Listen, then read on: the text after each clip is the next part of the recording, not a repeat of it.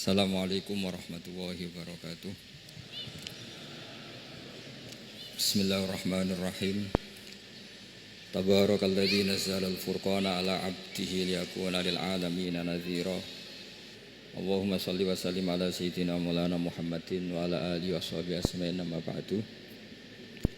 Yang sangat kula hormati ya, teman Bapak kawula Ki Haji Masbuhin Faqih, yang terhormat Ki Haji Robah Maksum, yang terhormat Ki Haji DRS Abdussalam MM selaku Rektor Inkafa, semua teman-teman dosen hadirin sedanten ingkang kula hormati, mahasiswa-mahasiswi yang sangat saya hormati.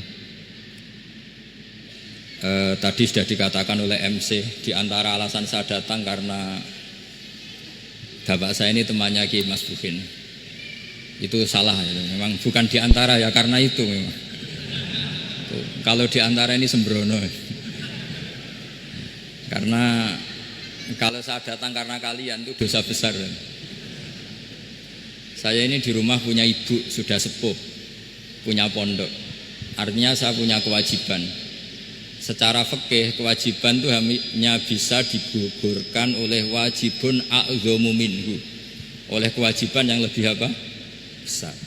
Kayaknya kalau mahasiswa-mahasiswa di sini tidak cukup untuk mengganti kewajiban itu. Sehingga saya berkali-kali memaklumatkan diri, yang undang saya nggak pernah sepuh itu dosa. Karena menggugurkan kewajiban yang lebih apa? Besar. Jadi teorinya gampang. Kalau ngundang sampean itu mesti boleh karena nggak punya kewajiban. Jadi di rumah ya nggak punya pondok. Terus ibu sampean kalau sampean di rumah ya sumpek, bocah kok nganggur gitu.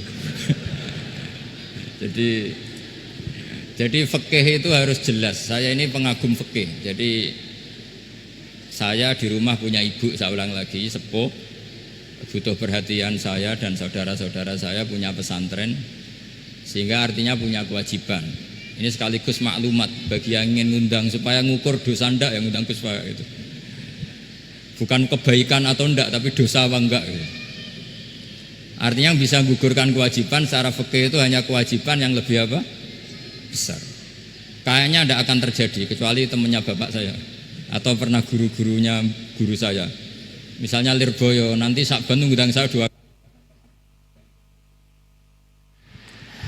begini ya, ini kan abahnya Ki Masbuhin juga namanya Faqih, gurunya juga Ki Abdul Faqih. Saya berharap anak-anak Inkafa ini nekuni utamanya itu fikih. Fikih itu penting sekali. Kata Sayyid Ali yang Shahibu Simtid Durar itu, wabihi qiwamus syariah, yang bisa mengawal syariat itu hanya fikih. Fikih itu ya kalau yang paling gampang tentu kita misalnya punya Fathul Qorib, Fathul Mu'in, Fathul Wahab. Tapi yang faham betul, mesti faham itu ngelotok setengah hafal. Jangan bawa kitabnya tok, sementing sekian semester terus selesai. Itu sama-sama dosa, itu dosanya ya dosa, mahasiswanya juga dosa. Karena sudah terlanjur sarjana agama, ternyata nggak bisa, itu kan mendingan tidak sarjana agama. Itu saya tak cerita sama Kiai Robah, itu ada fatwa kiai juga wali. Suatu saat ada penyanyi dangdut top terkenal di Indonesia itu nyanyi dangdut. Ya penyanyi ya dai, entah itu hakikat entah majas tidak tahu. Itu kiai itu fatwanya lucu. Kalau kamu datangi dia pas main dangdut masih saya beri izin. Tapi kalau datangi dia pas pengajian itu tak larang kan santrinya jadi eskal. Ini pas pengajian dilarang, pas dangdutan kok malah dapat izin. Tapi bukan berarti halal ya, dapat izin. Dapat izin kan potensinya bisa karena dilarang lah ya tetap belerot. Terus suatu saat si santri ini setengah wali, tidak wali tapi setengah. Lama-lama itu memahami gurunya, ternyata sirinya begini. Kalau seorang penyanyi yang tidak pernah ngaji kemudian ngomong agama, itu potensinya itu fadollu wa adollu, sesat dan menyesatkan. Tapi kalau dia sedang nyanyi dangdut, penyanyinya cowok loh, sama jangan bayangkan dangdut putri, enggak, itu cowok sudah tua lagi. Jadi potensi halalnya ada lah maksudnya untuk, tapi tidak alat musiknya, orangnya. Tapi kalau dia nyanyi itu paling dosanya hanya nyanyi. Saya ulang lagi, murid tadi akhirnya paham kalau datangi pengajian itu artinya ikrar kalau dia seorang dai atau seorang yang layak ngomong apa? Agama. Itu lebih bahaya karena kita santri, apalagi kita doktor atau MM terus ngekrori orang yang nggak jelas asal usulnya. Tapi kalau nyanyi kan nyanyi saja, sehingga itu menjadi fikih.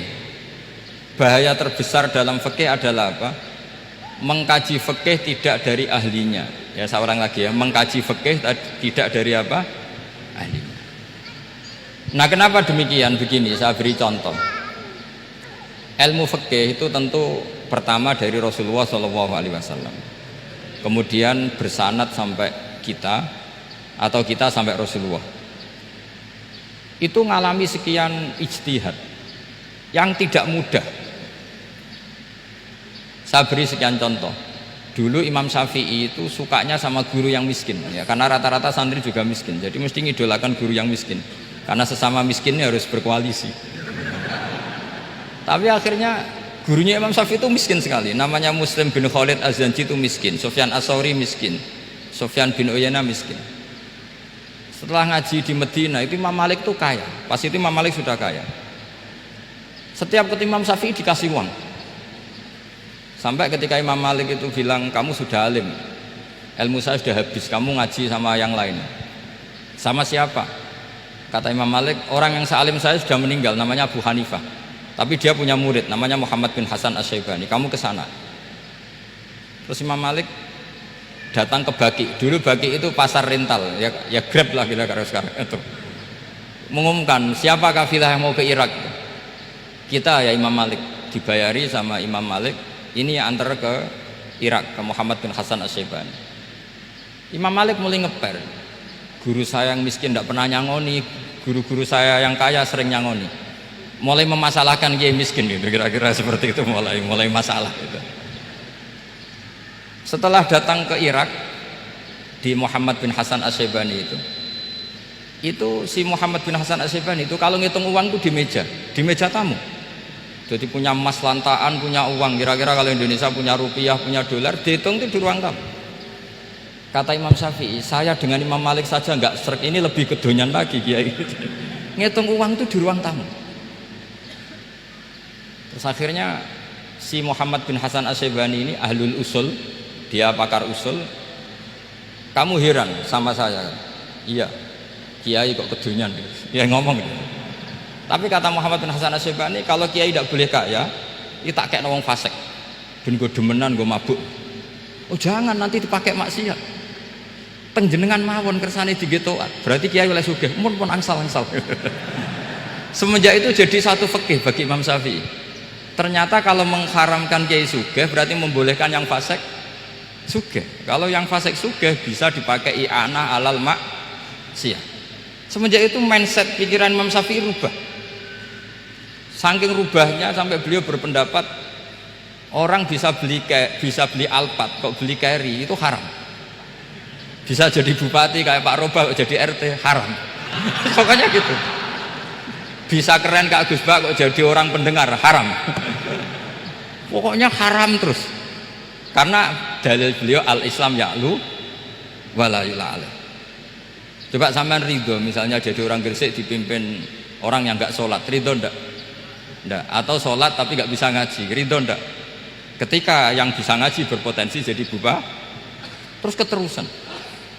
Karena Imam Syafi'i keterusan, ya umatnya keterusan. Akhirnya orang-orang Syafi'i itu politikus rata-rata. Ya, makanya sama jangan kaget sama Baruba. Kakak saya wakil bupati dulu. Putranya Mbah Mun ada yang wakil apa? Gubernur. Dulu Gus Wahid yang menteri agama.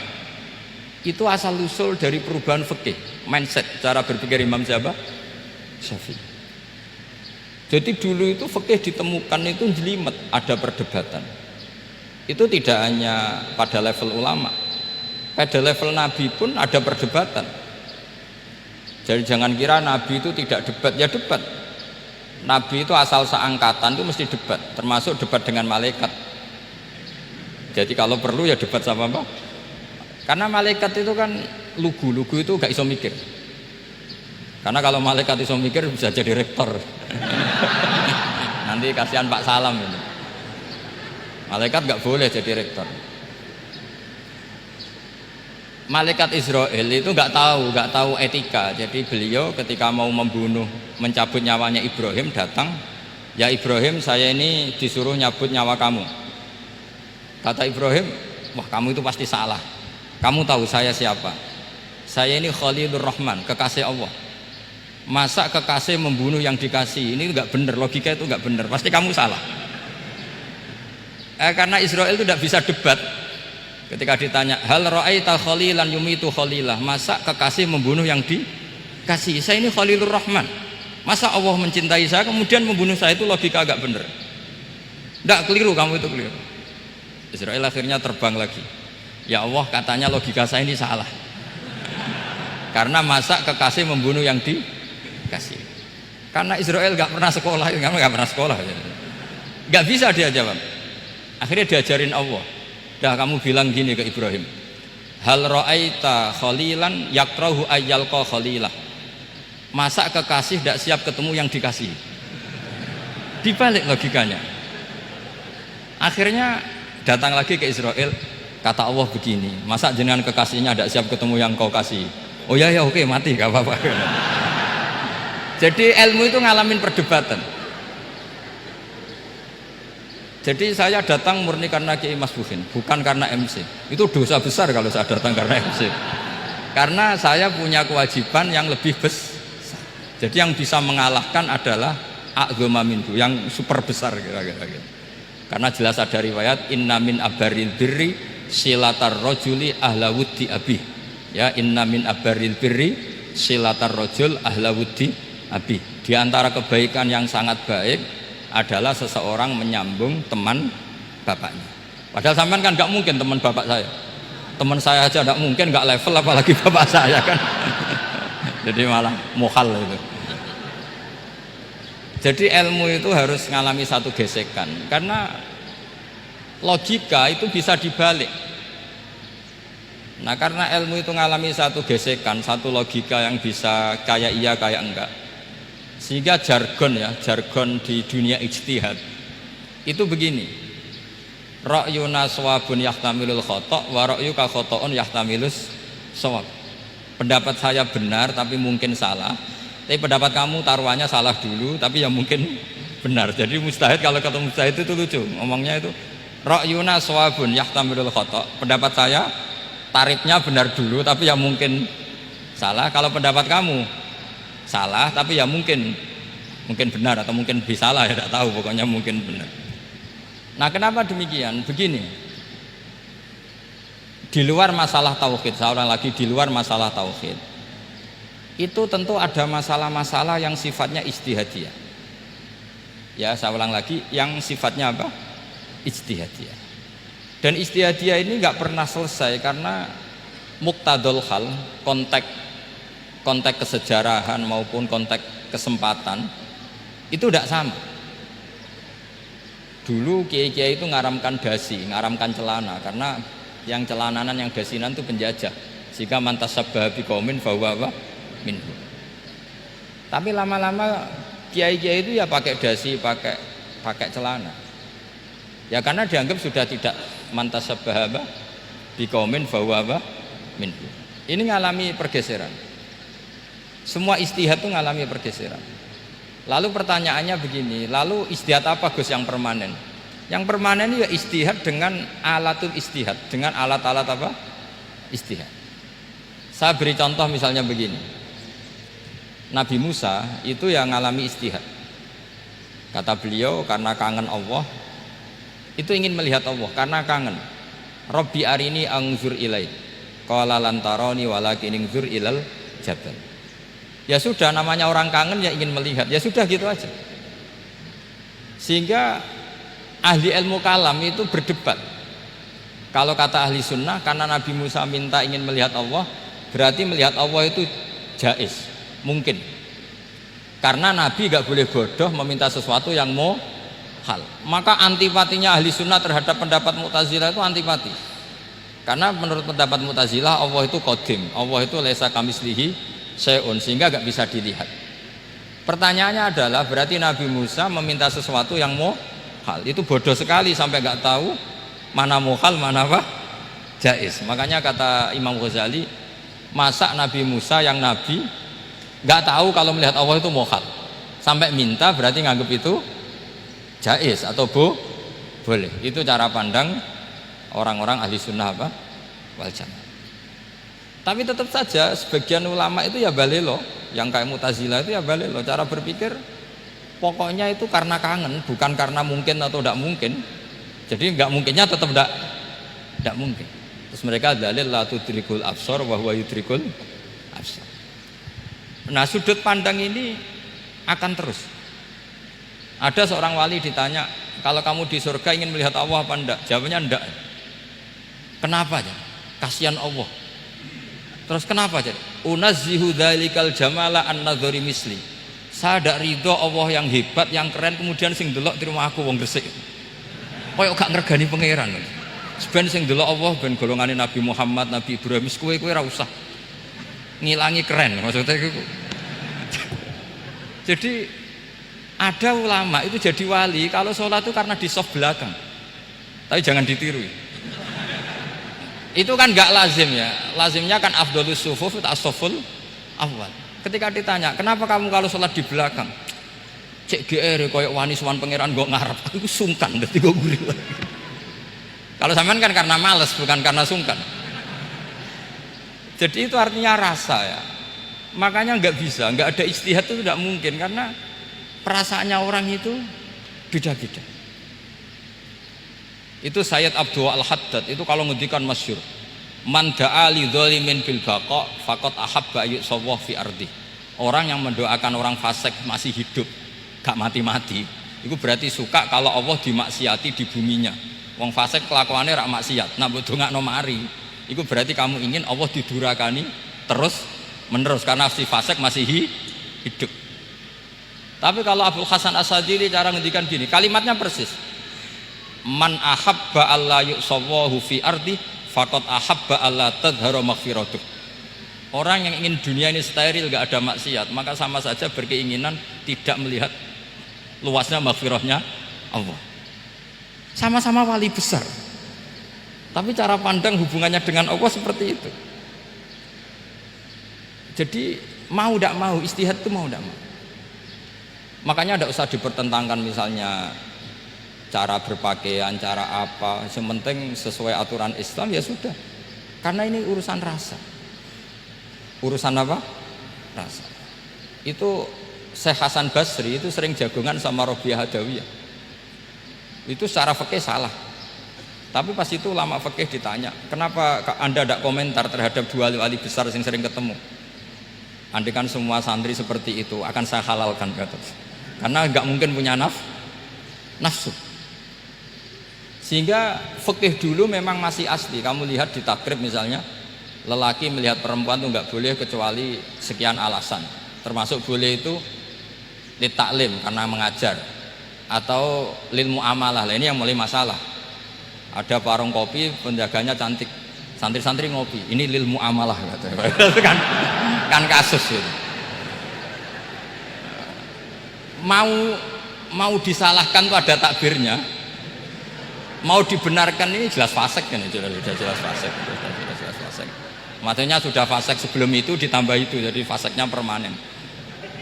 Nah pertanyaannya adalah, kalau kamu ngajar mbak-mbak kemudian hafal yang cantik yang enggak, itu taklim lin nazar apa nazar di taklim? Itu taklim apa modus? Makanya kalau ngopi cari bakul yang cantik, itu muamalah untuk nazar apa nazar untuk muamalah? Loh, kalau saya ngopi dengan kiroba pasti halal. Karena begini, berjalan saja bareng capek, nggak tahu itu warungnya siapa, terus berhenti ngopi, kebetulan bakulnya cantik. Nah itu mungkin halal karena kan saya tidak milih-milih, ingin ngopi kebetulan bakulnya cantik. Kalau kamu kan nggak apal daftarnya, wah itu mesti haram itu mesti haram itu. Karena berarti kan kamu menjadikan ngopi ini modus. Gue jagani nak takok pangeran, lo kok nazar muamalah Gusti muamalah.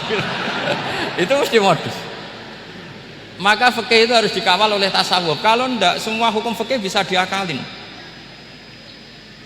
Makanya Imam Bukhari punya satu bab namanya Kitabul Khiyal, bab mengkhilaf fikih. Beliau itu antinya sama Abu Hanifah itu luar biasa. Nggak ada ulama dibenci Imam Bukhari kayak Abu Hanifah. Masyhur. Untungnya beliau nggak menangnya Abu Hanifah. Kalau menangi geger terus ya. Bisa bahsul masail terus ya. Itu Abu Hanifah itu ulama yang suka khilah. Khilah itu ngerekayasa hukum. Misalnya begini, saya ini puasa agak lemes, ujian agak lemes, apalagi kiai serapati di duit, santri beling-beling lemes ini. Apa mangan ini kan, poso-poso kok mangan kan gak keren. Supaya saya bisa makan dan halal, saya bisa ngajak kiai Robai ya jalan-jalan, jalan-jalan nyari yang jarak 2 marhalah, ya sudah, terus bisa makan. Kalau ditanya Allah kok makan, musafir. Jadi bolehkah insya'us safar menciptakan pergi demi untuk supaya boleh iftar? Boleh enggak cara jenengan? Coba kok enggak boleh, alasannya apa? Kan pergi. Perginya juga enggak maksiat. Itu khilaf. Tapi Sayyid Muhammad, Abuya Sayyid Muhammad, Muhammad bin Alawi, Sayyid Muhammad itu membela Abu Hanifah. Artinya membela jangan semua khilaf itu diharamkan. Karena itu cara, saya ulang lagi, karena itu cara untuk mengawal bahwa hukum Allah itu luas. Karena kalau nggak ada khilaf itu ya kita kesulitan. Kita kesulitan. Misalnya begini, ini penjelasannya, makanya kita harus sering mendengar. Saya itu dulu masih sangat fikih itu protes, kenapa ada poluan polisi wanita? Itu kan pekerjaan cowok ya, pekerjaan pria. Tapi setelah mendapat penjelasan dari polisi itu alasannya masuk akal, Gus. Kadang-kadang orang nakal itu menyembunyikan narkoba itu di alat wanitanya. Itu kalau semua lelaki polisi kayak jenengan masalah itu. Sehingga memang harus ada polisi wanita karena sebagian pengedar narkoba itu perempuan dan menyembunyikannya di tempat itu. Kalau semua polisi cowok kan nggak kebayang. Sehingga kita akhirnya mendengar membolehkan polisi itu wanita. Ada wilayah yang harus wanita. Begitu juga ada pertanyaan, kenapa sih dokter kandungan itu cowok? Saya punya banyak santri yang muhibin saya itu dokter kandungan. Tak tanya, kamu itu kok cowok kok jadi dokter kandungan? Kan pekerjaannya seperti itu. Dia jawabnya lucu. Dari 10 yang tes jadi dokter kandungan, itu yang cewek itu lulus 2, yang cowok lulus semua. Karena ketika cewek dites melihat ketuban pecah darah itu langsung pingsan. Sehingga yang secara psikologi dablek itu kan memang lelaki. Jadi roh wongnya sewakit santai. Kadang nggak lahir-lahir dinteni nang jopo rokokane santai. Itu kalau cewek yang jadi dokter kandungan itu nunggu jam 11, jam 4 sudah pingsan. Nah ini cerita, bukan berarti saya menghalalkan, enggak. Kita harus mendengar, saya ulang lagi, kita harus apa? Dan itu setelah mendengar itu nanti jadi disiplin ilmu, yaitu namanya fikih. Saya berkali-kali cerita di mana-mana cerita, fikih itu harus dievaluasi. Karena ini masalah furu'iyah. Saya berkali-kali cerita di mana-mana cerita. Hukum berteman orang fasik gimana? Pasti orang jawab haram karena takut ketularan orang fasik. Tapi kalau dibalik, hukumnya bina orang fasik gimana? Ya baik, umatnya Nabi bisa bina kalau berteman. Kamu bisa bina orang fasik tanpa berteman? Gak bisa. Jadi kalau dibalik, hukum berteman orang fasik gimana? Haram. Hukumnya bina orang fasik baik, bisa bina kalau berteman. Berarti berteman orang fasik? Ya terus nanti pada level lapangan sih gampang. Kalau yang soleh membina yang fasik dan yang fasik ketularan yang soleh, maka ternyata baik. Kalau yang soleh ketularan fasik ya berarti ternyata buruk. Tapi kan hukum masa nunggu kenyataan, kan jadi nggak hukum. Di mana-mana hukum itu kan ada asumsi, karena ini masalah ijtihad. Nah itu yang dilakukan para ulama kita. Jadi sampean harus mengkaji fikih secara detail karena tidak hanya kita yang khilaf. Nabi-nabi juga khilaf dalam menentukan dakwah ilallah.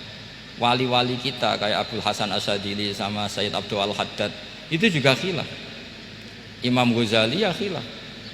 Imam Suyuti itu kalau ketemu Al-Qastolani itu saling tidak nanya, saking nggak cocoknya, masyhur itu. Jadi ulama ya ora cocok. Bedanya nak saiki perkara partai gitu. Kalau orang dulu enggak, karena pakai asumsi karena memang susah. Ndak misalnya memang tak bedai, tak beri yang ndak misalnya ada orang rukuk kemudian ngentut, itu sholatnya batal apa enggak? Enggak, jawab saja. Enggak, orang sholat kemudian pas rukuk kentut atau kelihatan auratnya, sholatnya batal apa enggak? Batal. Lah itu keliru nih sampean, itu salah dosennya mesti itu. Pertanyaannya gini, yang dikatakan sholat itu kan aqwalun wa af'alun muftatahatun bitakbir muftatamatun bitaslim. Lalu ketika sampai rukuk apa sudah namanya sholat? Jika kamu katakan batal, namanya sholat aja belum kok sudah kamu katakan batal itu.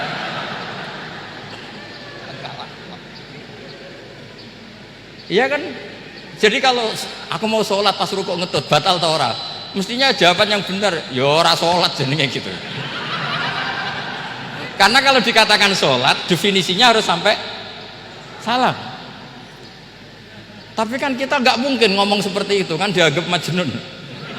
Padahal itu yang benar, yang punya kecerdasan. Nah makanya pertanyaannya, fikih itu ngikuti bahasa awam apa bahasa istilah? Kalau ngikuti bahasa awam ya kayak tadi, sholat kok pas rukuk kentut maka batal. Sebenarnya yang batal itu sholatnya apa rukuknya? Nah makanya terjadi perdebatan. Kalau yang pakar-pakar usuli itu salah istilah itu nggak mau. Saya ulang lagi, kalau pakar-pakar usuli itu salah istilah itu nggak mau. Terus misalnya tak beri contoh lagi. Kalau imam itu sudah salam pertama itu yang rukun kan salam pertama. Berarti setelah salam pertama imam sudah keluar dari sholat apa belum? Sudah kan? Yakin? Ya sudah. Sekarang sama tak bedai. Lalu makmum itu kesunatan langsung berdiri apa nunggu imam salam kedua? Enggak, jawab satu. Nunggu salam kedua kan? Itu kriminalnya sampai Anda Suki itu. Kriminalnya begini, berarti Anda membolehkan makmum bergantung sama orang yang sudah tidak sholat. Kata kamu setelah salam pertama dia sudah tidak sholat, berarti kamu menginstruksikan makmum berhubungan dengan orang yang sudah tidak sholat, karena sudah keluar dari sholat ketika salam pertama. Kalau kamu didebat gitu gimana jawabnya? Pusing kan? Berarti robtul makmum bisolatiman sing wis laisa fi sholatin. Berarti menggantungkan sholat sama orang yang sebetulnya sudah tidak sholat. Ada yang jawab, sebagian ulama fikih tetap disunatkan menunggu salam kedua, karena salam kedua itu masih paket meskipun tidak rukun.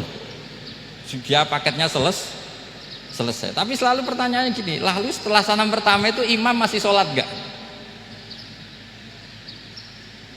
Udah sampai pernah dijawab toh? Nah ini pentingnya bodoh, gak mikir. Jadi makanya bodoh itu barokah karena gak mikir. Jadi soalnya Rabbana ma khalaqta hadza apa? Batila. Sing bodoh ya barokah, sing pinter ya barokah. Sing ra barokah itu maksiat. Wis ora ono barokah blas. Maka kan fikih itu seperti itu. Jadi ada disiplin, di situ ada disiplin ilmu. Yang kadang kita tidak cocok. Makanya Imam Syafi'i sendiri ngendikan, kadang beliau dengan gurunya, dengan Imam Malik sampai ngarang ikhtilafu Malik. Beliau punya data yang beliau itu sedang nggak sama dengan gurunya, yaitu Imam siapa? Malik. Karena mindsetnya itu beda. Tidak sampai misalnya saya tanya, sholat itu harus menghadap kemana? Tidak, jawab saja. Kiblat kan? Ukurannya apa coba? Namanya madhep. Wajah apa dada? Imam Syafi'i milihnya dada. Sekarang praktekkan dalam dialog keseharian. Saya jagungan sama Kiai Roba seperti ini, terus wajah saya begini, madhep enggak? Nah itu masalah. Terus pertanyaannya, madhep dengan dada itu fi sholat apa fil qiyam?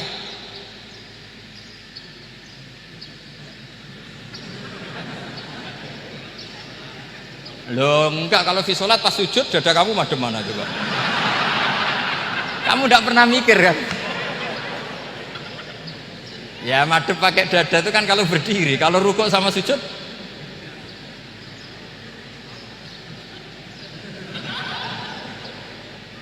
loh itu ulama itu jelimet gitu. Makanya jarang yang menekuni profesi ulama itu. Karena menekuni proposal banyak, karena memang susah.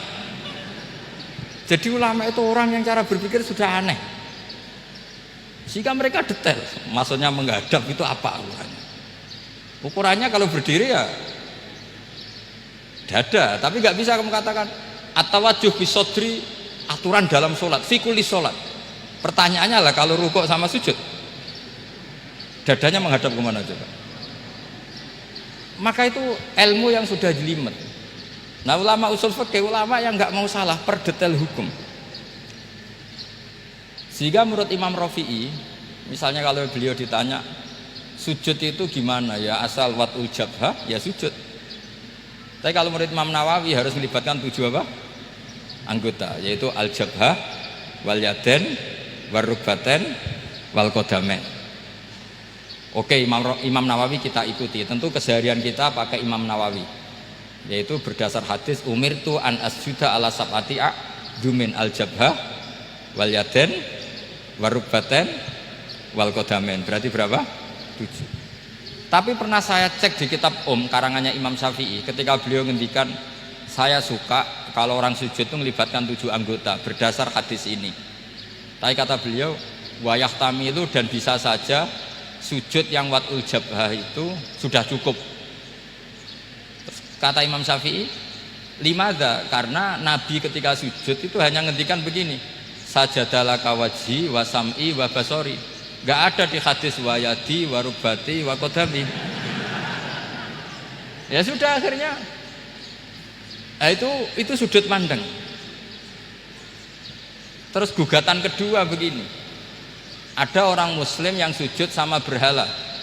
Untuk menjadi murtad itu harus 7 anggota apa cukup watul jabhah alal ardi? Untuk sah menjadi murtad itu.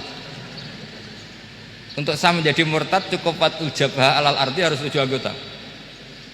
Untuk keabsahan murtadnya itu tidak jawab. Makanya ini tugas dosen-dosen ini meminterkan ini, karena namanya sudah faqih. Faqih itu ahli fikih yang detail, namanya faqih. Kalau ini mutafaqih. Jadi bukan tafakuha tapi tafakuha, kayak tamarodo. Jadi wazannya nanti itu wal idhari ma laysa fil waqi'. Jadi ini bukan gojlok, ini memang marah saya ini. Jadi kalau sudah pakai gelar fakih harus fakih betul. Karena ilmu fikih itu sebetulnya gampang. Sampean kalau ngaji i'anah itu kelihatan fikih itu gampang karena ada logika yang terbangun. Misalnya begini, orang kalau tawaf itu disuruh agak jauh dari Ka'bah. Jangan sampai nginjak sadarwan. Karena sadarwan itu pondasi itu ikut Ka'bah. Kenapa begitu? Ya jenenge ra muteri Ka'bah, ide-ide Ka'bah. Jadi sebenarnya sederhana logikanya. Sing jenenge muter itu di luar itu kita muter. Nah kalau nginjak pondasinya namanya gak muteri Ka'bah tapi ide-ide Ka'bah. Ya jadi sederhana, sebetulnya ya masuk akal. Jadi fikih itu enggak ada yang iskal, sebetulnya masuk akal.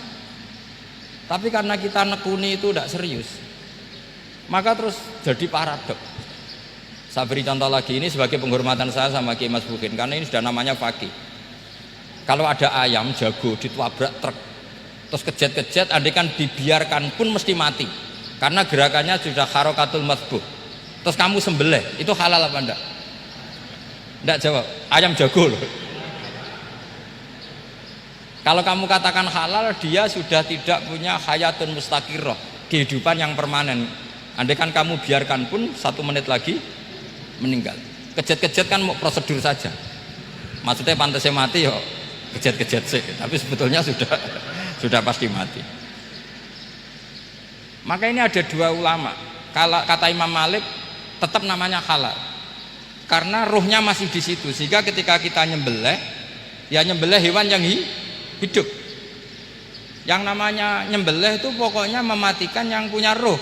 Sementara saat itu rohnya masih di situ, meskipun 1 menit lagi pasti mati. Tapi kalau mazhab Syafi'i enggak, ini sudah harokatul madbuh, tidak punya hayatun mustaqir.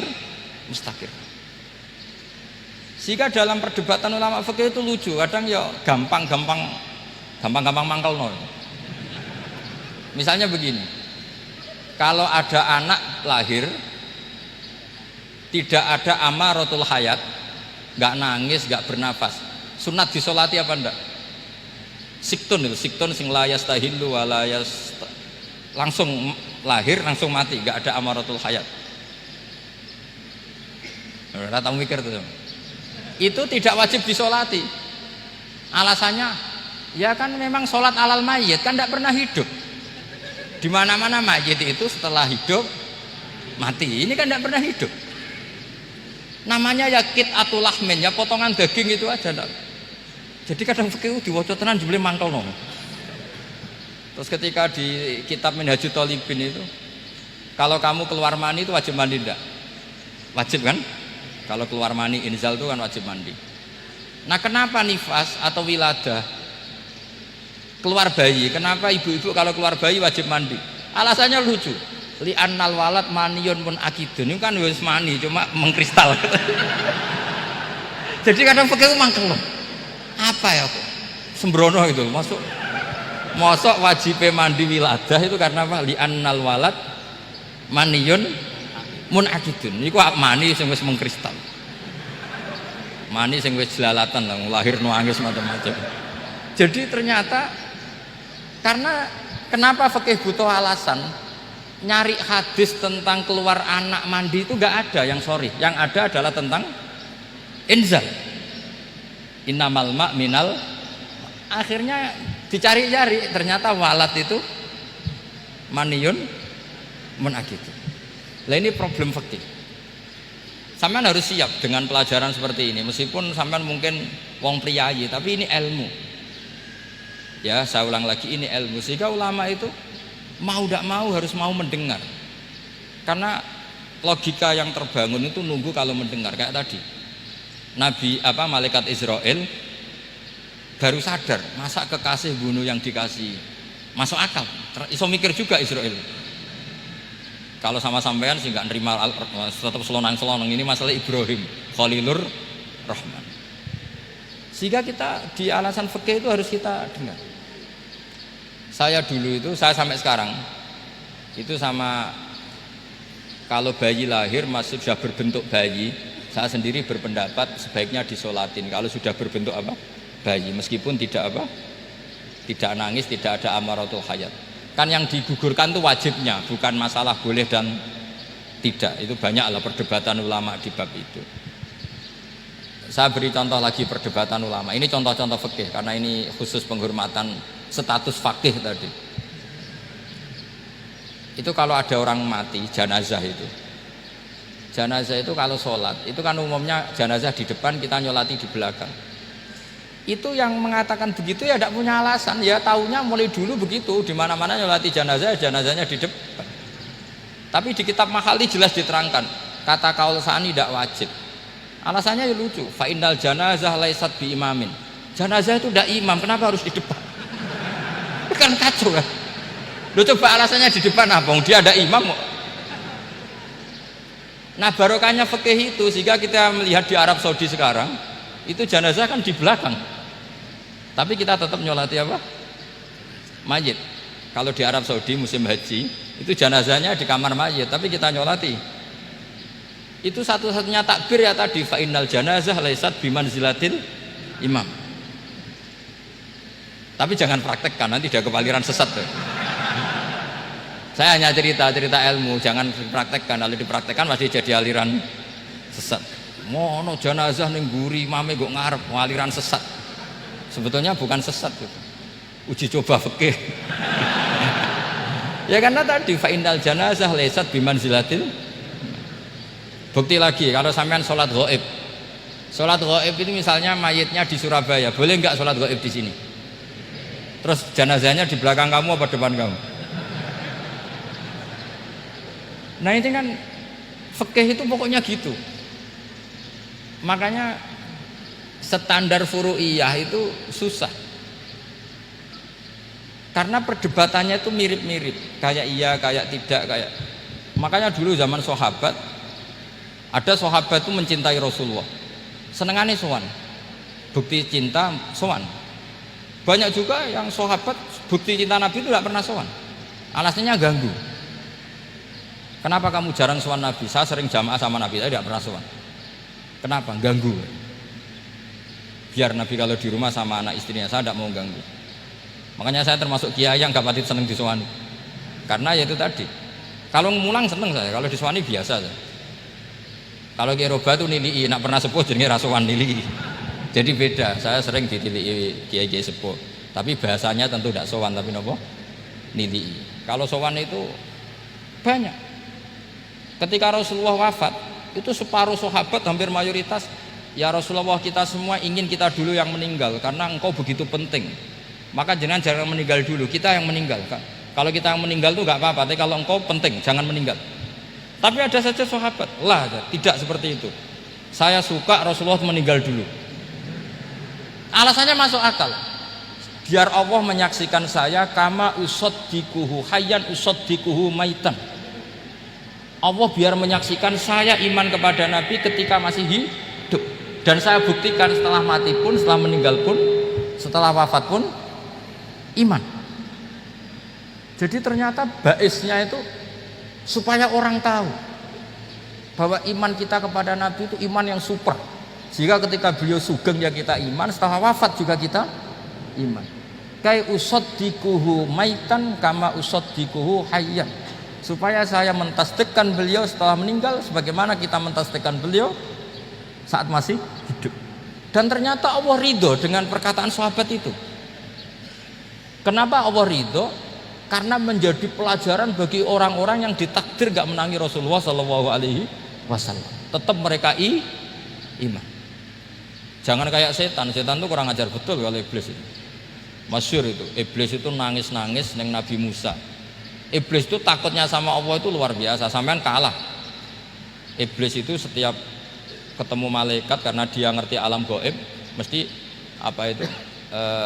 Kama sali syaitani idz qala lil insani kfur falamma kafara qala inni bari'um minka inni akhafu wa rabbal alamin. Jadi setan iblis itu paling sering bilang inni akhafu wa rabbal alamin, karena iblis itu tahu surga, tahu neraka, tahu kekuasaannya Allah. Jadi takutnya sama Allah luar biasa.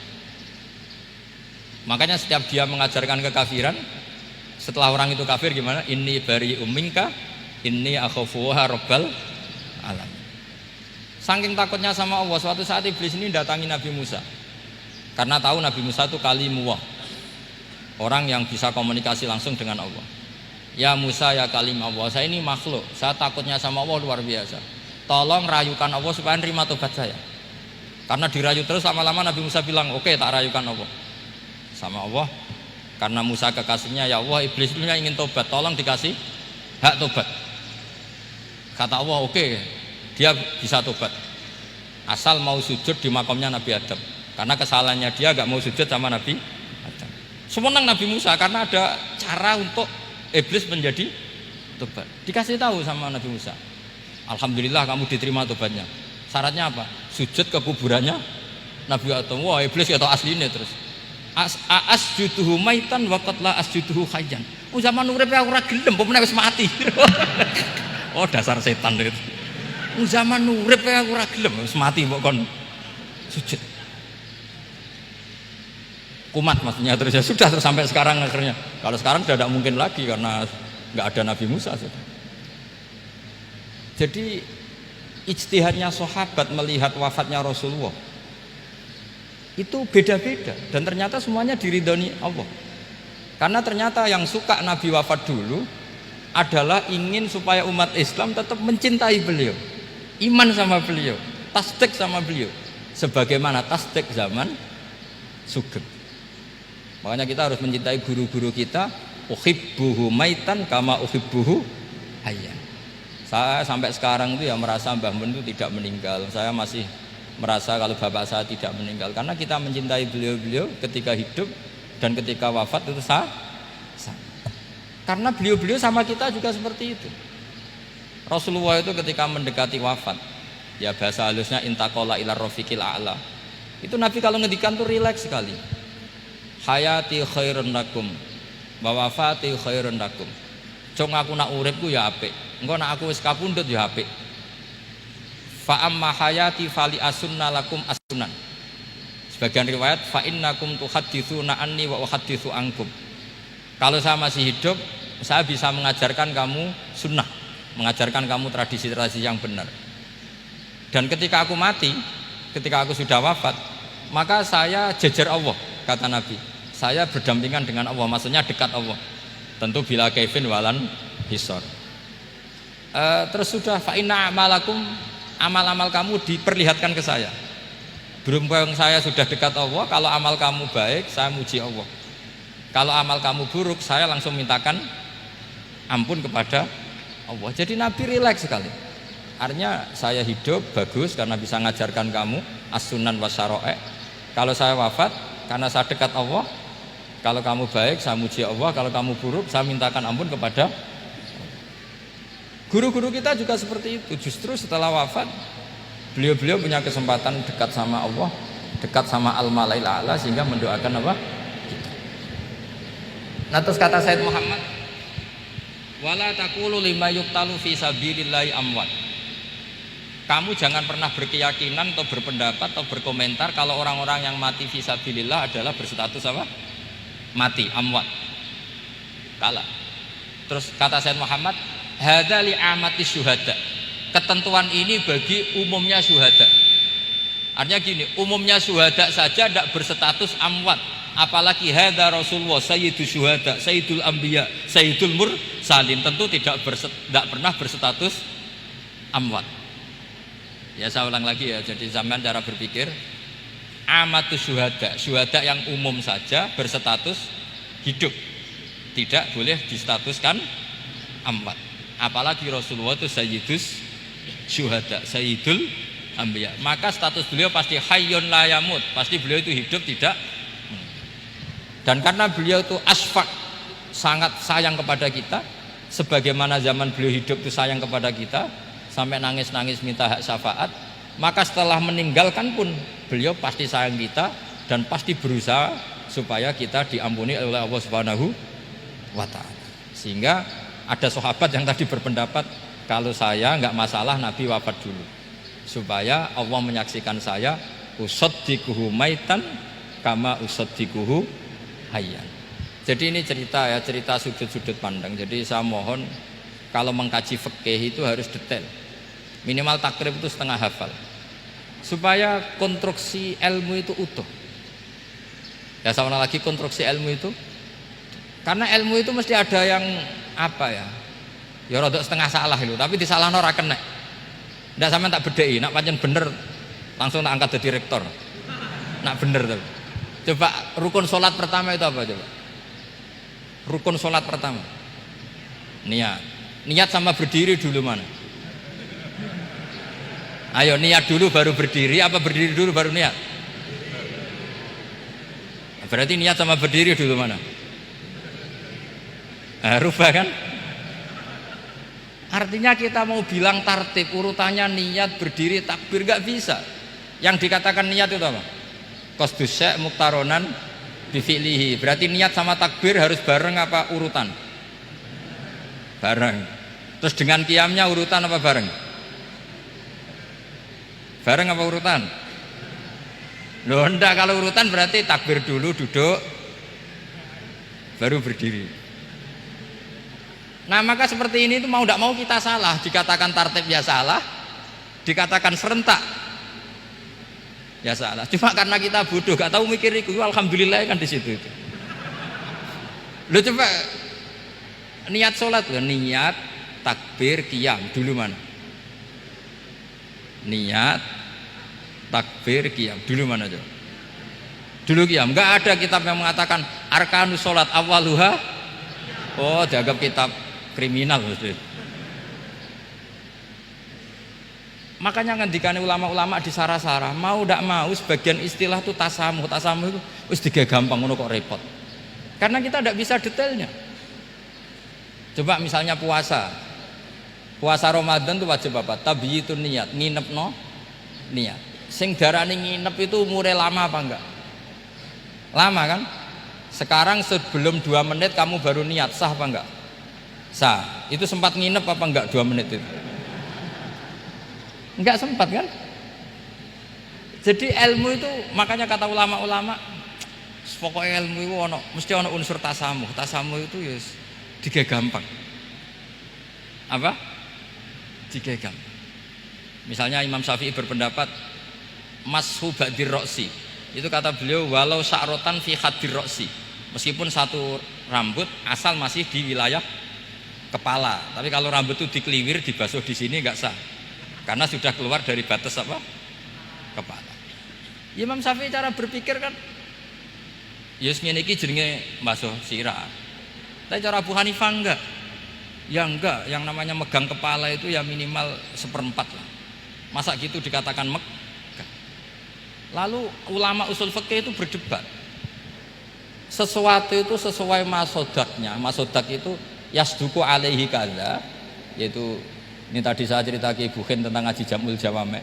Ini ilmu yang di Jamul Jawame. Sesuatu itu ukurannya mayasduku alaihi kadza apa dengan takrif definisi.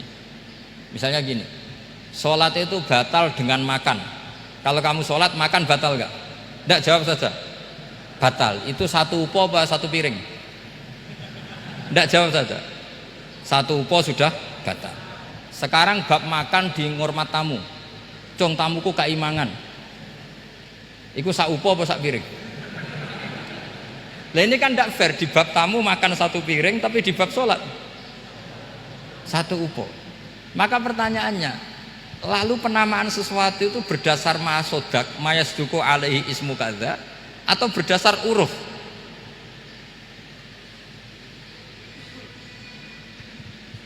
Ukurannya apa coba? Maka terus jadi perdebatan. Lah ini di sini ini pentingnya ulama karena ya sekarang saya bedai sekarang. Cengkeh itu wangi apa enggak? Kategorinya cengkeh. Wangi kan, kalau orang bikin kue tar pasti pakai apa? Cengkeh. Pakai wedang ronde supaya manis, apa wangi dikasih apa? Cengkeh. Nah itu saya berkali-kali cerita, pernah mau dipikirkan orang Islam itu enggak boleh rokok karena dianggap pakai apa? Mewangi karena ada apa? Cengkeh. Tapi terus didebat, kalau gitu berarti orang Jumatan sunat rokok. Karena Jumatan disunatkan pakai pewangi. Wah itu kan akhirnya tuh, wah iya repot ya kan. Jadi kalau cengkeh kamu kategorikan wewangen, yang orang ihram nggak boleh rokok karena pakai cengkeh yang wangi, konsekuensinya orang Jumatan sunat rokok karena berarti di masjid pakai apa? Pewangi. Kan sesat semua ya jadi. Jadi itu ilmu. Makanya selain fikih mateng itu ada ilmu yang namanya usul fikih. Usul fikih itu yang neliti itu. Mayasduku alaihi kadza. Jadi wis ngono iku darani ngono. Saurang lagi. Ngono iku wis darani ngono. Ora perlu roh detail. Ya, saya ulang lagi. Wis ora perlu roh detail. Makanya Abu Hanifah itu misalnya basuh wajah. Wis angger keceluk ngene iki basuh wajah. Nek Imam Syafi'i kan detail. Mimbaini mana bitis sya'ri sampai ila somahe udunehi ila dzakon. Terus mana bitis sya'ri Imam Syafi'i nambah apa? Ghaliban. Kenapa ditambah ghaliban? Karena kalau orang budak mana bitis sya'rinya di sini. Jadi itu fikih. Jadi fikih itu jelimet. Padahal kita ini nggak pernah berpikir secerdas Imam Syafi'i, tapi akhirnya ya mikir juga. Nah, gak ditambah ghaliban, mana bitis sya'rinya orang budak kan? Sini. Terus sekarang perdebatannya, orang budak basuh Mas'hur Roksi di sini sah enggak? Karena tadi itu wajah apa kepala kan gitu. Kan jadi bingung gitu. Ya makanya ini mukadimah saya supaya sampean lebih disiplin belajar apa? Fikih dan setidaknya didiskusikan lah kitab-kitab Minhajut Thalibin atau kitab-kitab Mahali. Karena di situ nanti ada perdebatan. Dan perdebatannya itu indah sekali kayak tadi. Ada yang mengatakan jenazah harus di depan, tentu dalam kondisi normal. Kita ingin jenazah itu di depan. Tapi ada kondisi itu tidak normal kayak di Masjid Haram. Lalu solusinya gimana? Ya kita ngikuti kaul Sani, fa innal janazah laisat bimanzilatil imam. Tapi kalau di sini normal ya sudah kita sholat ya normal aja lah. Masa jenazahnya di belakang kamu sholat, nanti jenazahnya iri, sekali-kali di depan aja kok gak boleh gitu. Malah jadi repot nanti. Jadi karena apa ya? Kalau kita mengkaji tidak panjang itu bahaya. Karena ilmu tadi, ilmu itu ada logikanya. Imam Ghazali dalam bab warid sama maurud itu gak setuju sama Imam Syafi'i, dia Maliki. Ya kalau dalam mazhab Syafi'i yang populer kan kalau ada najis airnya sedikit kan dikucurkan supaya al-ma'u itu warid. Kalau warid punya kekuatan menghilangkan. Tapi gak boleh najis diletakkan di bejana yang ada airnya. Airnya namanya maurud. Tapi Imam Ghazali dalam hal itu ngikuti Imam Malik. Gak ada bedanya warid sama maurud. Karena logika Imam Ghazali gini, misalnya ini ada najis ya. Ya mik ini ada najis di sini. Atau sarong lah, contoh paling gampang kan sarong. Ini sarong, najisnya di sini. Kamu kucuri. Ketika kamu kucur, air yang lewat ini kan tidak ada dua kola. Kemudian ketika terkena najis, mutanajis kan? Kalau dia sudah mutanajis, dia punya kekuatan menghilangkan najis apa enggak? Enggak kan, karena dia sendiri berstatus mutanajis. Artinya begini, meskipun ini disorno, itu bukan berarti najis gak campur.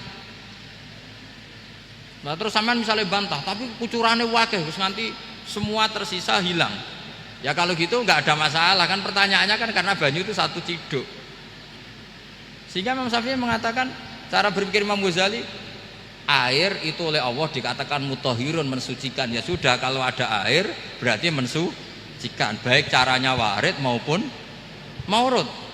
Bukan karena air itu menghilangkan najis, karena tadi logikanya yang sudah kena najis, air ini sudah berstatus mutanajis, berarti pas mulai lewat ke bawah dia statusnya apa? Mutanajis, ke bawah lagi berstatus mutanajis. Misalnya sampean bantah, tapi mutanajis ini kan dihilangkan oleh air di atasnya.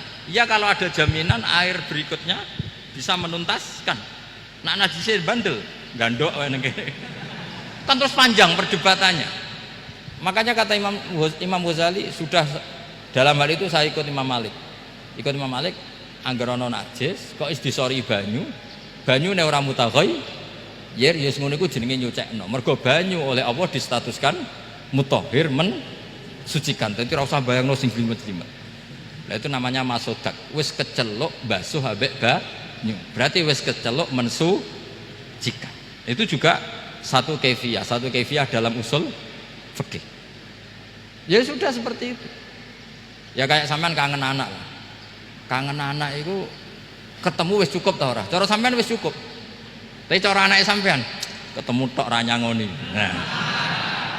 Lalu ukurannya itu ukuran anak apa ukuran orang tua? Ukuran anak apa ukuran orang tua? Definisi ketemu lalu. Ukuran orang tua apa ukuran anak? Sama khilafnya ulama. Ini terakhir, contoh terakhir dari saya. Fasyamu salasati ayyamin fil haji wa sab'atin idza raja'tum. Ada pelanggaran haji yang bayarnya itu puasa 3 hari di musim haji dan 7 hari ketika pulang. Imam Syafi'i berpendapat 7 hari yang idza raja'tum ketika pulang itu orang itu setelah di rumah. Di mana-mana pulang itu setelah di rumah. Tapi menurut Abu Hanifah enggak.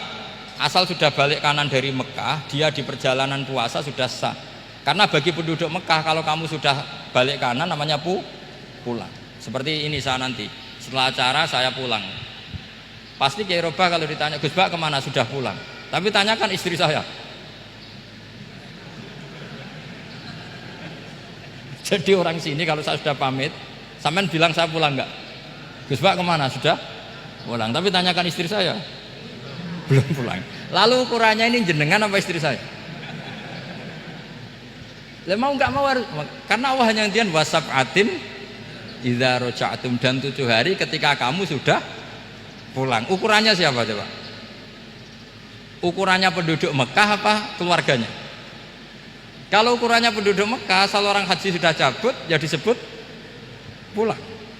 Tapi kalau ukurannya keluarga asal belum sampai rumah belum disebut pulang. Itu seperti kita dulu ketika era wesel, zaman Ki Mas Bukin, Ki Roba Mondok, saya kan era wesel. Angger wong tua bar ngeposno, anakku wis tak kirimi kan gitu. Wong wis diposno. Tapi masih 3 hari. Jari anake durung dikirimi. Bener mana tuh? Ya kira-kira seperti itulah usul fikih. Saya mohon anak-anak Inkafa ini mengkaji itu. Dengan status fakih itu orang yang mutafannin, mutabakhir fil fikih. Itu baru disebut apa? Fakih. Kalau enggak namanya apa? Mutafakih. Itu bukan fakih tapi berpura-pura apa? Berpura-pura ahli fikih. Ya, tentu sekolah ini bukan diciptakan untuk yang berpura-pura fikih, tapi memang benar-benar apa? Fakih. Ya, saya kira demikian. Mohon maaf. Assalamualaikum warahmatullahi wabarakatuh.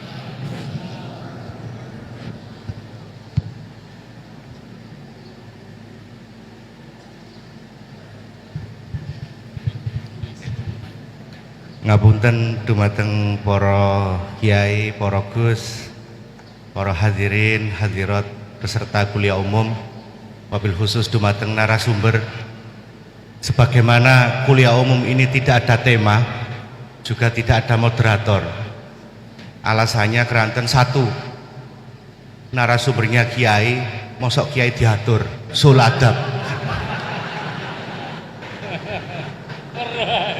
Niki alasan yang nomor 2 sebenarnya. Yang nomor 1 niku sanjange niki 153 dosen Inkafa niki sami ajrit dados moderator. Keranten narasumber nggo jlokan jari. Nyuwun izin dateng Kiai Ahmad Bahaudin menawi wonten pertanyaan dari hadirin maupun hadirat dari mahasiswa, mahasiswi diberi kesempatan niki nggih. Saderengipun ditutup kalian doa. Nyuwun izin rumiyin keranten narasumber kiai. Nggih, alhamdulillah dipun paringi izin. Monggo. Yang mau bertanya ada 2 mic. Pertanyaan boleh disampaikan dengan catatan pertanyaannya harus berbobot. Kalau tidak berbobot mungkin cukup MC yang menjawab. Lah masa Gus Bahak jauh-jauh dari Lasem ke sini, beliau ini kan terkenal di YouTube, di medsos sebagai kiai muda yang alim. Pertanyaannya harus berbobot, jangan memalukan Inkafa.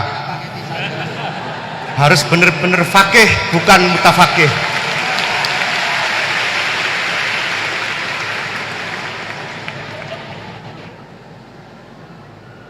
Insya Allah beliau masih ada waktu sekitar 50 menit karena kemarin janji beliau akan meninggalkan tanah suci Manyar maksudnya pukul 9.30. Monggo angkat tangan dari Muhibin nggih. Oh, dari mahasiswa nggih. Langsung mawon, tidak pakai dilis.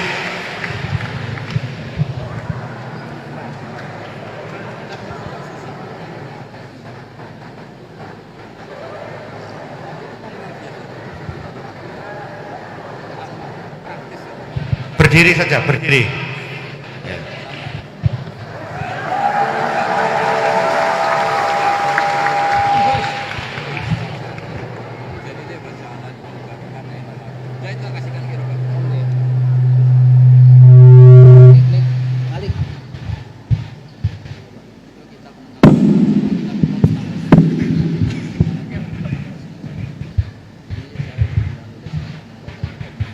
Bismillahirrahmanirrahim. Assalamualaikum warahmatullahi wabarakatuh.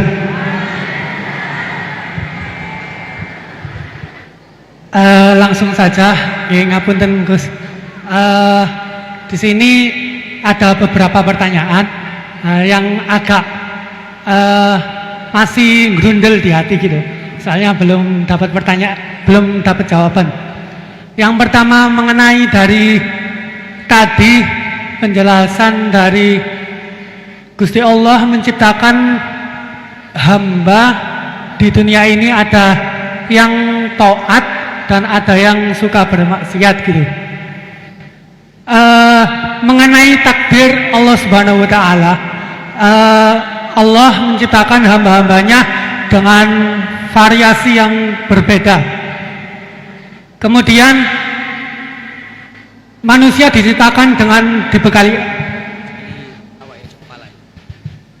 dibekali dengan akal untuk membedakan dari setan dan juga malaikat.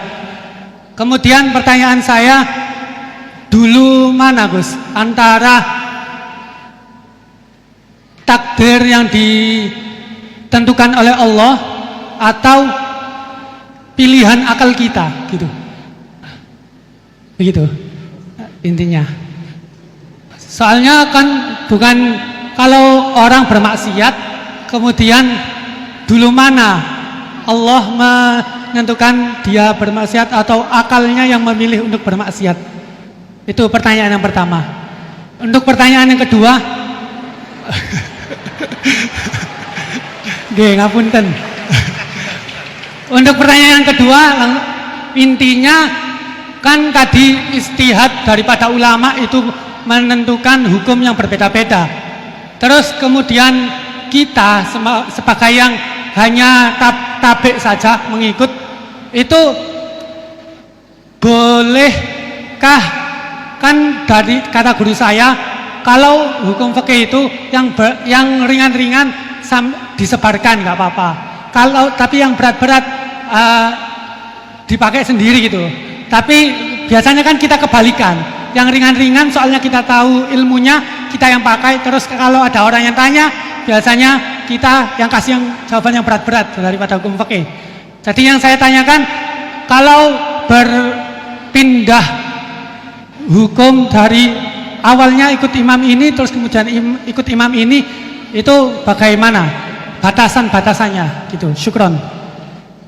Baik, terima kasih. Niki pertanyaan yang ringkas disampaikan cukup panjang. Niki langsung dipun jawab napa? Oke, monggo Yai. Ini tadi hoax itu, saya waktunya tinggal 10 menit, enak saja kok. Nggak, saya nanti langsung itu, mungkin langsung ke Jogja, kan jadwalnya itu saya memang ke Jogja. Baru ini saya ke Jogja naik pesawat, gara-gara hormat ke Mas Buhin. Sepanjang hidup saya nggak pernah ke Jogja naik pesawat, baru ini nanti rencananya naik. Karena tak hitung kalau pakai kereta atau bis nggak menangi ngaji di Jogja. Saya jadwalnya ngaji di Jogja nanti jam 4:30. Begini, itu pertanyaannya betul tadi, itu ngawur betul itu. Karena begini ya, masalah qadha qadar itu kan sudah dibicarakan semua ulama di kitab-kitab. Satu, kita ngikuti ahlul hakikah, idza dzukiral qadar fa'amsiku. Kalau qadha qadar sudah dibicarakan fa'amsiku, kamu harus diam di situ. Karena pertanyaannya gini, kalau kamu orang soleh, dan semoga Anda pelatihan jadi orang soleh, itu melihat Allah sudah menentukan semua, itu keren. Saya bangga punya Tuhan yang sudah tahu nasib saya kayak apa nanti. Saya betapa malunya punya Tuhan yang tak takoi, Gusti, sampai nasibnya bahagia, mbah roh tapi kira sik. Itu kan ngeri betul. Sehingga kalau kamu soleh itu pokoknya bangga kalau Allah sudah tahu apa yang akan terjadi. Nah, soal kepanikan kita kan kadang, kok nang wis ngerti aku celoko, terus gunanya apa aku sholat? Itu kesalahan kita. Kita kecewa kalau sekarang soleh, kemudian akhirnya tidak soleh dan akhirnya kita masuk neraka. Kekecewaan ini namanya khadzun nafsi. Kita hanya mikir diri sendiri. Sebetulnya kalau kita abdan lillah, benar-benar hamba Allah, tetap bangga karena punya Tuhan yang tahu apa yang akan terjadi. Makanya yang dibutuhkan kesalian untuk ngakoni qadha qadar, dibutuhkan kesalian. Kalau enggak kriminal betul. Maka Sayyid Hasan bin Ali, saya hafalkan makalannya itu. Di antara aturan iman harus iman sama qadha qadar.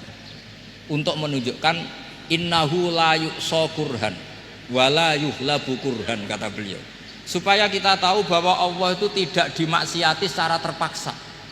Kamu bisa enggak bayangkan Allah ngeluh gini, sakjane aku ora seneng maksiat, tapi saya bisa berbuat apa? Artinya apa? Kalau maksiat dan keburukan tidak khairihi wa syarrihi minallah, itu Allah kan kurhan. Faham yang saya maksud? Artinya apa? Kita harus berkeyakinan khairihi wa syarrihi minallah. Tapi kita butuh syariat. Lalu setiap orang nakal berkelit kersane Allah juga masalah. Maka diteruskan makalah beliau, waman hammala dzambahu rabbahu faqad fajar. Dan siapa yang menimpakan dosanya atas nama Tuhannya, maka faqad fajar, dia lacut betul. Wong sing zina kuwe Allah kan gak melok zina, sing maling kuwe ora melok maling. Sing beto bak-bak kuwe ora tau beto. Terus kowe muni kabeh krana Allah, itu kriminal betul. Jadi makanya orang soleh itu harus hafalannya banyak supaya niru-niru orang soleh itu. Ini kan ndak ingin soleh tapi pakai akalnya sendiri. Itu bahaya dalam agama, karena agama itu harus ada riwayat. Makanya beliau menyebut 2 kali, siapa yang tidak meyakini khairihi wa syarrihi minallah, maka dia faqad kafar. Karena seakan-akan di dunia ini waqa'a fi mulkihi ma la yuriduhu. Kalau kamu bilang syar tidak minallah, berarti waqa'a fi mulkihi ma la yuriduhu, di kerajaannya terjadi sesuatu di luar kehendaknya.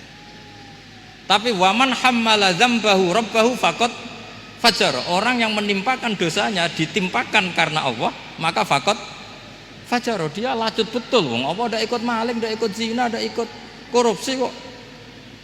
Oh, ini kehendakmu ya. Nah, kalau kamu bisa pahami itu ya sudah, jadi orang soleh saja. Kalau ndak ya pilih wa amsiku tadi apa? Sudah, tidak usah dibahas. Jadi saya mohon semua yang dengar ngaji saya ini, yang enggak tobat supaya tobat, yang sudah tobat ditambahi ilmu, karena biasanya tobat itu ya karena enggak ngerti apa-apa, semua mikir. Itu makalnya Sayyid Hasan bin Ali, cucunya Rasulullah SAW, dan itu diamini oleh semua ulama. Saya pernah ditanya seorang rektor, enggak terima dosen, enggak terima mahasiswa, rektor. Tanya, Gus, yang benar itu Jabariyah apa Qadariyah? Jawaban saya lucu, sementing soleh dulu, kalau setelah soleh kamu enggak apa-apa Jabariyah atau Qadariyah. Karena setelah kita soleh, perasaan kita gini, qaddaronillah ala sholat, saya bisa berbuat apa di depan kehendak Allah. Sehingga perasaannya orang soleh ketika mengatakan al-abdu majbur adalah mengatakan la haula wala quwata illa billah. Asal soleh loh ya, asal soleh. Tapi kalau orang itu tidak soleh, dijawab apa saja ya berengkel loh ya. Umpamanya natine ra tau tenang ma Allah. Qadariyah juga sama, ini penting. Misalnya ada orang soleh Qadariyah, mesti cara berpikir, oh pangeranku adil ya, sing sholat diganjar swarga, sing zina diganjar neraka, sing ora nyolong diganjar swarga, sing nyolong diganjar neraka, kan adil. Mosok sing nyolong dilebokno swarga, sing sholat dilebokno neraka, kan jadi lucu. Artinya ketika dia Qadariyah juga ingin membaca hikmahnya Allah bikin aturan. Asal soleh, saya ulang lagi, asal soleh. Jadi orang itu setelah soleh itu bisa improvisasi sendiri. Makanya ini pentingnya ayat innalladzina amanu wa amilus sholihat yahdihim rabbuhum biimanihim. Orang setelah iman nanti akan ditunjukkan oleh imannya untuk mengelola was-wasnya setan. Misalnya saya itu termasuk kiai yang terkenal, kalau diundang susah. Karena saya fanatik fikih, saya punya ibu, saya punya pondok, itu artinya punya kewajiban. Yang bisa mengalahkan kewajiban adalah kewajiban sing akbar, yang lebih besar. Nah, ini mau diundang mahasiswa ini kan jelas ndak akbar. Nanti maksudnya tarkul wajib li ajli sunnah. Wah, kriminal saya. Meleburi bapak meninggalkan wajib demi sunnah. Ya jelas ya. Jadi kita harus terlatih dengan bahasanya orang-orang soleh. Kalau ndak masalah besar, masalah qada qadar zaman sahabat itu sudah terjadi perdebatan. Terus ada yang cerita, ada riwayat idza dzukira ashabi fa amsiku wa idza dzukira al-qadar fa amsiku. Kedua masalah ijtihad fikih, yaitu enggak apa-apa, memang dari awal furu'iyah kan, dari awal furu'iyah. Kalau nuruti ijtihad gini, kalau ada mahasiswa tanya sebaiknya dijawab apa enggak, mungkin sebagian narasumber sebaiknya dijawab biar marem. Terus sebagian narasumber sebaiknya enggak usah dijawab, wong mahasiswa ben pinter kok apa-apa takok, enggak mandiri. Itu namanya ijtihad. Jadi kalau furu'iyah itu mungkin sekali. Ya ini saya masih punya waktu 2 menit, masih satu pertanyaan, itu hoax tadi yang 50 menit enak.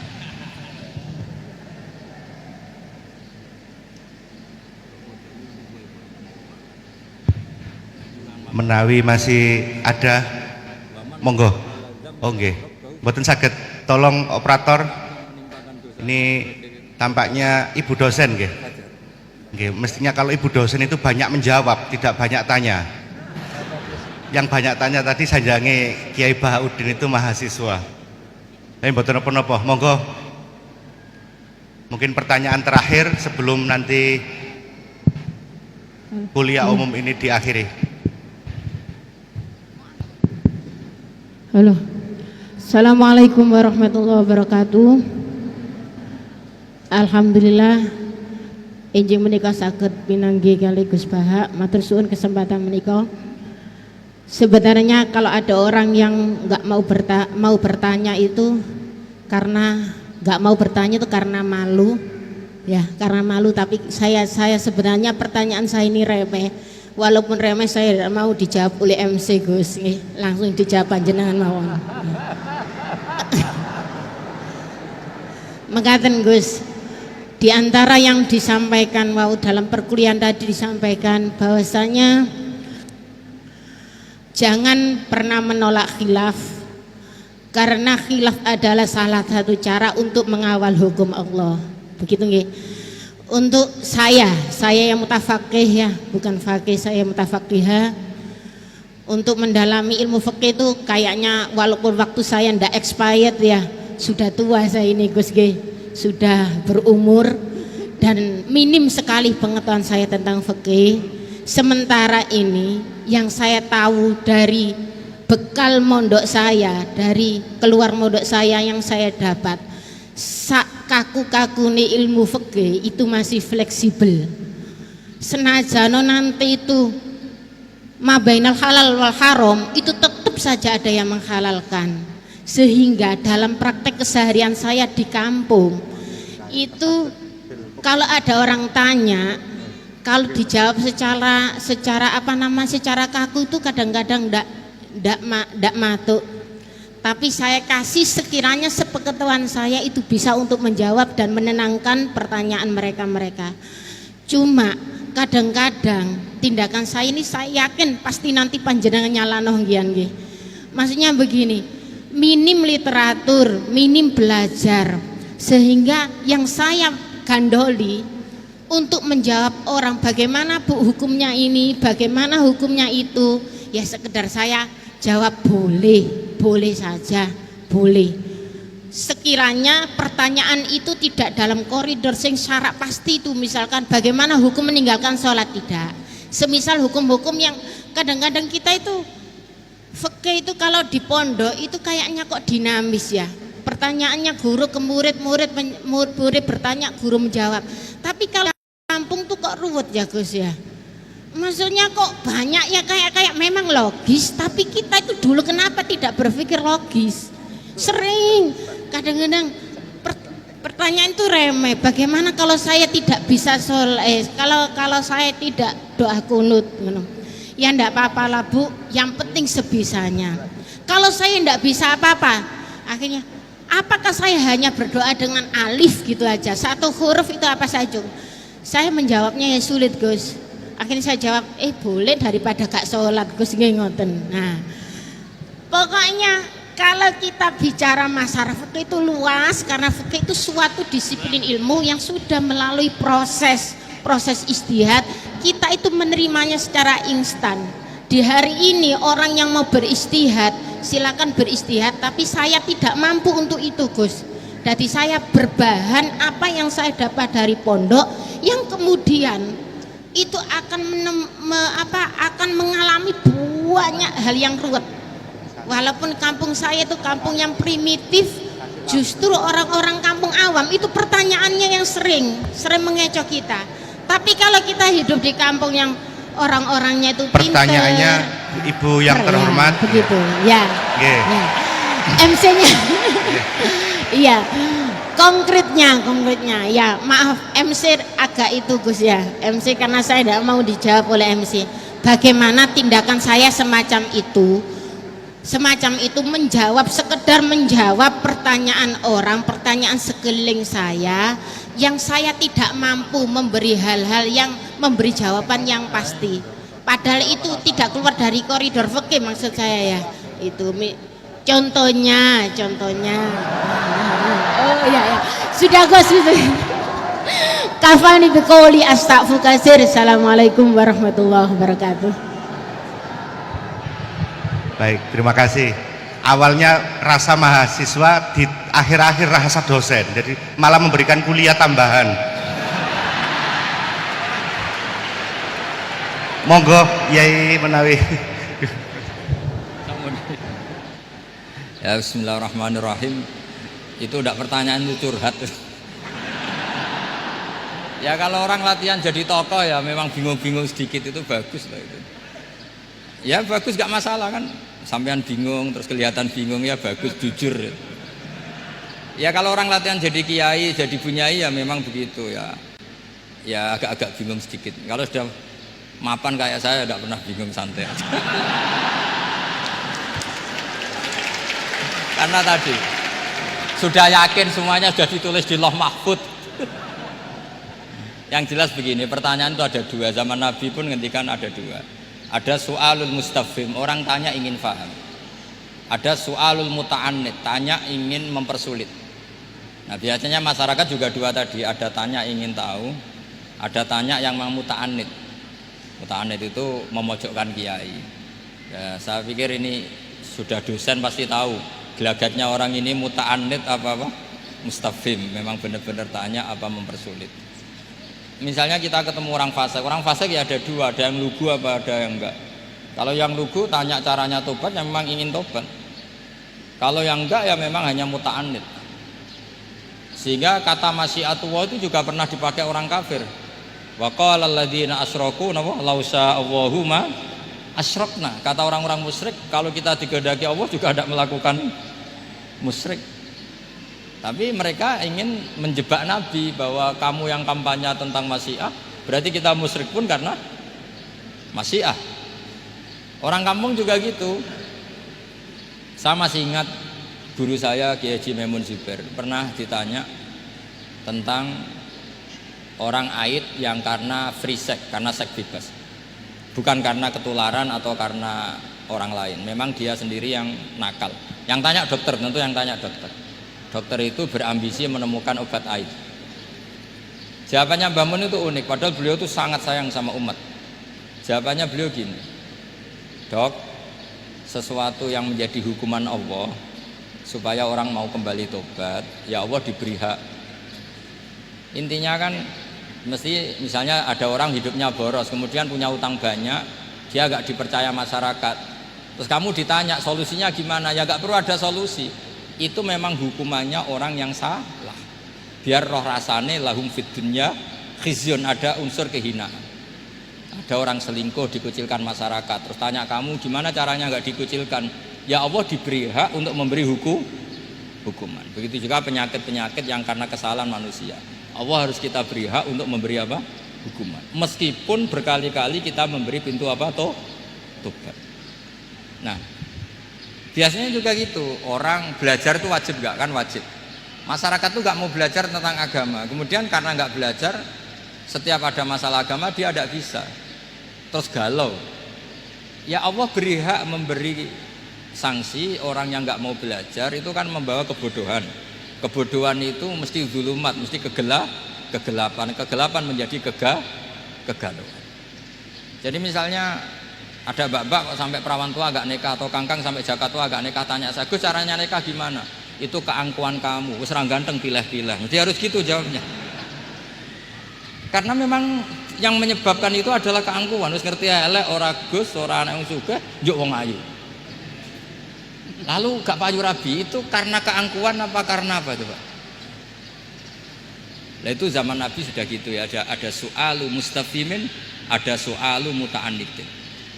Terus ada beberapa masalah yang sebetulnya itu hukuman Allah. Saya itu merasa kaya, bahkan mungkin kategorinya kaya sekali, bukan karena materi saya banyak, enggak. Saya ini pengagum hadis atau riwayat lah, kalau kamu nggak percaya itu hadis, karena muttorib. Wa'mal li akhiratika ka'annaka tamutu apa? Ghadan. Beramallah untuk akhiratmu seakan-akan kamu mati besok. Saya ini kan harus keceluk kiai gede, di 200.000 menurut saya itu banyak sekali. Wong urip nganti sesuk di 200.000 ini mewah menurut saya itu. Sampean kan enggak, wis ora kiai, goblok, bayangno urip nganti 10 tahun ke depan. Duit 2 juta ya kurang, 10 juta ya kurang. Padahal konsep kita ini kata Rasulullah atau kata ulama lah yang jelas itu.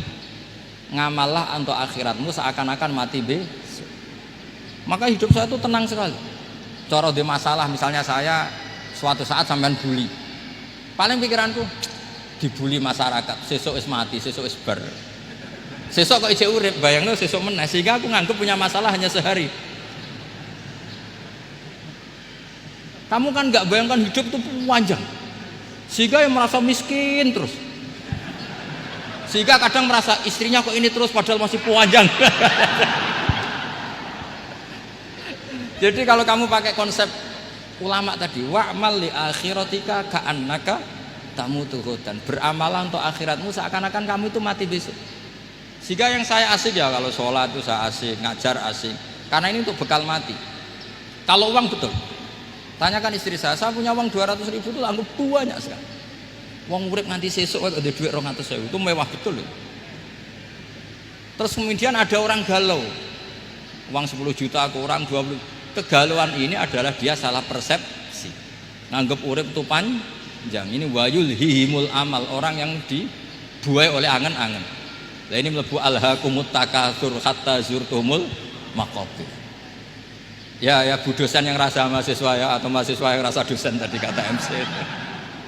Ini enggak gitu, keliru MC. Dosen yang rasa bunyai. Jadi lebih keren. Dosen yang apa? Rasa bunyai. Ya saya kira demikian. Assalamualaikum warahmatullahi wabarakatuh. Waalaikumsalam. Para kiai dan ibu nyai, para Gus dan Neng, hadirin hadirat yang dimuliakan oleh Allah, dengan dijawabnya pertanyaan dari ibu dosen rasa bunyai tadi ya, maka sesi kuliah umum bersama panjenenganipun Kiai Haji Ahmad Bahauddin Nur Salim Al-Hafidh telah di penghujung. Ternyata memang antara di YouTube dan aslinya itu hampir sama. Paling tidak ini mengobati penasaran kita, dan dengan muwajahat dengan beliau ini kita punya sanad ilmu kepada beliau, karena tampaknya beliau ini mengidolakan sanad. Terus beliau orang hebat karena memang gurunya Mbah Mun, sebagaimana sahabat orang hebat itu karena gurunya Nabi, berarti yang hebat itu gurunya. Mboten klintu-klintu, kesimpulannya klintu, mohon maaf. Kiai Bahak nggih hebat, gurunya juga hebat. Sebagaimana kita santrinya Kiai Haji Mas Muhin Fakih, romo kiai kita hebat, kita semua juga hebat. Sebelum doa oleh panjenenganipun Kiai Haji Roba Maksum, ini ada cendramata yang akan disampaikan oleh Bapak Rektor kepada Kiai Haji Ahmad Bahauddin. Mohon kepada petugas untuk menyiapkan segala sesuatunya. Kepada Kiai Haji Ahmad Bahauddin dan Bapak Rektor dipun aturi, waduh ngongkon Kiai, dipun aturi mengambil posisi, ngapunten.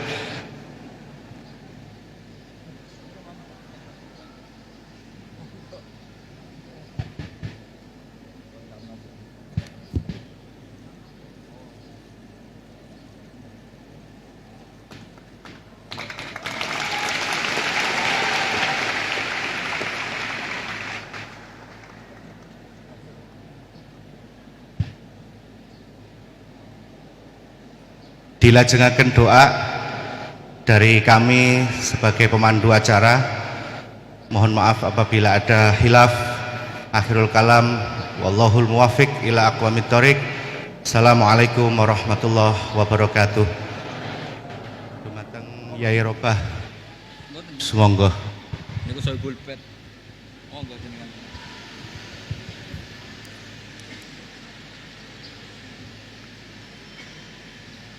Alama nawaina wa ala nama salafus salah wa ila hadrin nabiyina Muhammadin sallallahu alaihi wasallam. Al-Fatihah.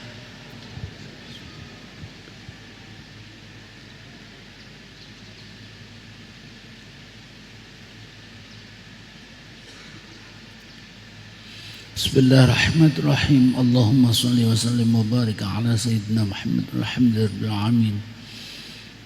Allahumma lakal hamdu syukra wa lakal man fadlah wa anta rabbuna haqqa wa nahnu abiduka wa anta lam tazal lidzalika ahla. Allahumma ya Allah, إليك مددنا أيدينا فلا تقطع رجانا نسألك السلامة والعافية والسعادة في الدنيا والآخرة ونسألك اللهم يا الله باسمك الأعظم الذي إذا دعيت به أجبت وإذا سئلت به أعطيت أن تغفر لنا ذنوبنا ولوالدينا وأن تكشف عنا كروبنا وتقضي حاجاتنا تصلح أمورنا فأنت المرتجى تباركت أسماؤك وتقدست صفاتك فلا إله غيرك ولا معبود سواك اللهم يا الله إنا نسألك بأسمائك الحسنى كلها بأسمائك الأعظم وبكلماتك التامة أن تجعلنا وأهلنا جميعا من أهل العلم وأهل الخير وأن تجعلنا ولهم من عبادك الصالحين الفائزين بجنة النعيم ولا تدع لنا ذنبا إلا غفرت ولا عيبا إلا سترت ولا هما إلا فرجت ولا دينا إلا قضيت ولا مريضا إلا عافيت ولا سائلا إلا أجبت ولا حاجة من حوائج الدنيا والآخرة إلا قضيتها ويسرتها وأنت راض عنا غير غضبان اللهم سهل علينا كل عسير بجاه سيدنا محمد البشير النذير ربنا تقبل منا إنك أنت السميع العليم وتوب علينا يا مولانا إنك أنت التواب الرحيم واغفر لنا بجودك وكرمك يا أكرم الأكرمين ويا أرحم الراحمين ربنا أتنا في الدنيا حسنة وفي الآخرة حسنة وقنا عذاب النار اللهم إنا نسألك حسن الخاتمة وصلى الله على سيدنا محمد والحمد لله رب العالمين الفاتحة